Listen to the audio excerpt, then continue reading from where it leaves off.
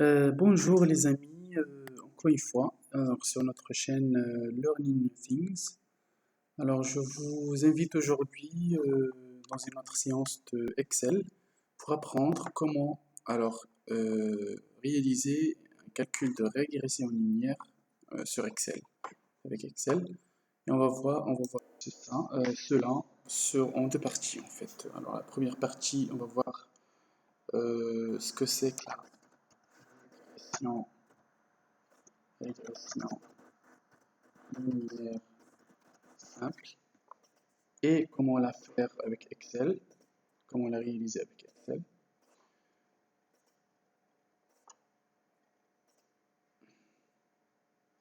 Voilà.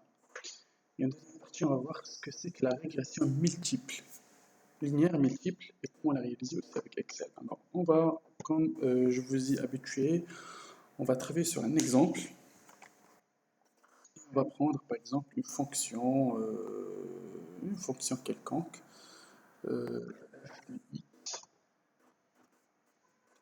donner voilà, donc une fonction, par exemple, euh, comment dire, euh, allez, du x, voilà. On va lui donner des valeurs, d'accord? Alors, prenons la variable x, ok. Alors, la variable x, supposons que ça part de 1 jusqu'à 10, d'accord? Là jusqu'à 15, par exemple. Et la fonction x, alors je vais la donner d'une manière, on va dire, arbitraire. Bah, je poserai 10, 30, 25, 20, 45, 100, 100, 150, pas 100 en fait, je mettrai 60, 85, 110, 135, voilà, toujours dans l'ordre croissant pour qu'il y ait au moins une tendance. Alors 157, 100, je dirais 80, 200, 220. Alors je me limiterai à 10, d'accord? Et on va supposer que, voilà, que nous avons effectué des mesures, qu'on veut vraiment savoir quelle est la dépendance entre la fonction f et le variable x. Alors je vous donne un exemple, par exemple, supposons que f de x c'est la pression, par exemple, d'un gaz, et x c'est la température. Par exemple, c'est un exemple typique, donc on va mesurer à la fois la température et la pression. On trace un tableau comme ça, et on va aller chipoter, essayer de trouver c'est quoi la fonction voilà, qui décrit la pression en fonction de la température. Bon, c'est un exemple. Alors, on fera pareil. Alors, notre objectif ici, c'est de déterminer quelle est la fonction linéaire qui décrit f de x en fonction de x. Alors, la méthode sur Excel est très simple, surtout en ce qui concerne la régression linéaire simple. Alors, on vient ici et on trace voilà, la nuage de points. Voilà. Et on voit bien qu'il y a une tendance plus ou moins linéaire. D'accord? Alors, trouver la fonction. Pour trouver la fonction, on vient ici, on clique sur les points de la courbe et on va choisir ajouter une courbe de tendance. Il y a cette fenêtre qui va sortir. Et là, on a le choix entre plusieurs formes de fonctions. La fonction exponentielle, donc ça nous donne une courbe comme ça, la fonction linéaire. Alors, on dit en fait à Excel qu'on veut une fonction linéaire, ou bien on veut une fonction exponentielle, une fonction polynomiale.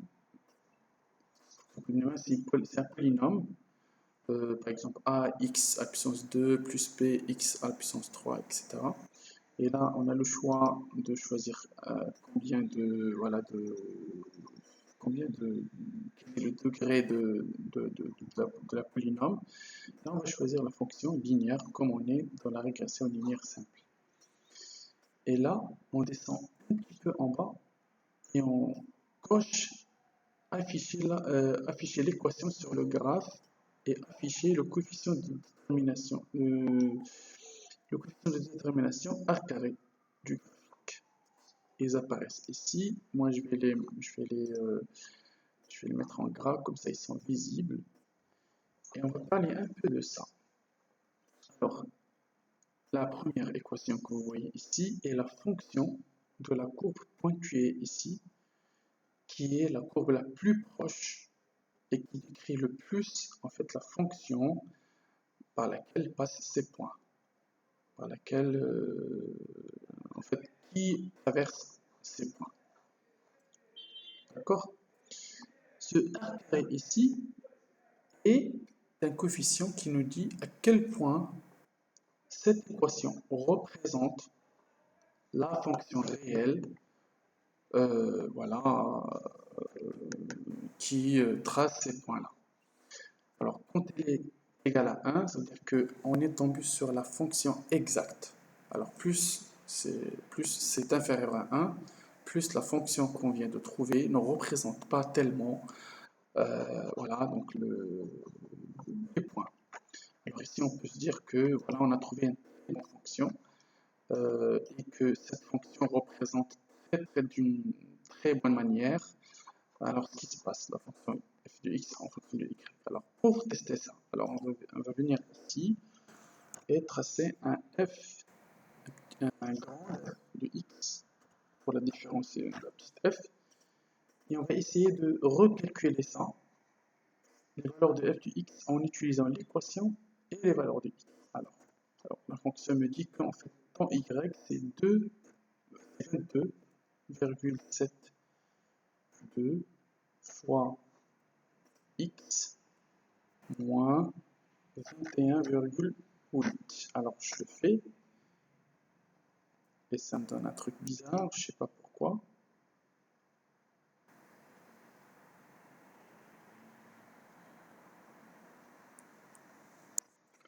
Alors attendez, je vais voir, hein, je vais voir pourquoi ça me donne ça. Et ben voilà, alors maintenant que j'ai fait ça, je vais essayer de tracer ici cette courbe. Ou bien de calculer en fait, voilà, de voir, de tracer ces fonctions-là. Ça fonctionne de ça. D'accord?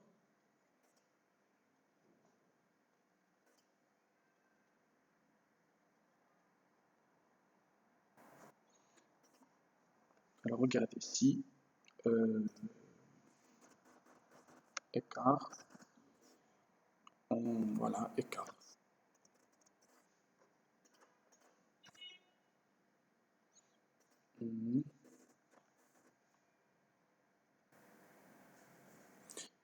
Je prendrai toujours ça moins ça. Voilà, et je le diviserai sur cette valeur. Je le mettrai en pourcentage, comme ça on a un truc très bien. Alors regardez, la fonction que j'ai trouvée, voilà, décrit plus ou moins d'une bonne manière en fait la fonction réelle, et mes écarts ils sont voilà, j'ai une seule valeur qui est très grande, c'est par rapport à la première valeur de 1, 10, il me dit que ça c'est 1. Par contre les autres valeurs c'est des écarts qui sont relativement faibles, et ça se voit aussi sur le graphe. Donc ces écarts là c'est vraiment les écarts ici entre le point et le graphique. Ce point là devrait normalement être ici, mais elle est un peu décalée. Voilà. Alors c'est comme ça qu'on détermine, voilà, qu'on établit la régression linéaire simple sur Excel. Alors dans la deuxième vidéo qu'on va voir après, je vous montrerai comment réaliser la régression linéaire multiple, qui est un peu plus complexe et plus utile.